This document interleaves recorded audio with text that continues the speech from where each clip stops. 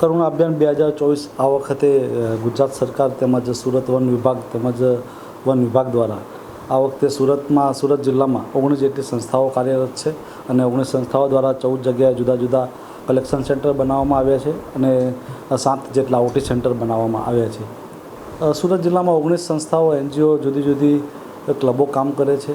એ ક્લબો દ્વારા 1013 આ વખતે એમના વોલન્ટિયરો જોડાયેલા છે અને એ વોલન્ટિયરો અલગ અલગ જગ્યાએથી કોલ આવશે તે જગ્યાએથી પક્ષી જે ઘાયલ થયેલા છે તેને કલેક્શન કરીને પોતાના કલેક્શન સેન્ટર પર લાવીને એને સારવાર આપશે. આપણે ગુજરાતનો વાત કરીએ તો અમારા ગાંધીનગર ખાતે 1926 નંબર છે, એની પર સંપર્ક સાધી શકાય છે. તેમજ સુરત વન વિભાગનો પણ એક હેલ્પલાઇન નંબર છે 99097 300 એની પર પણ આપણે સંપર્ક સાધીને ઘાયલ થયેલા પક્ષીઓની સારવાર આપી શકાય છે.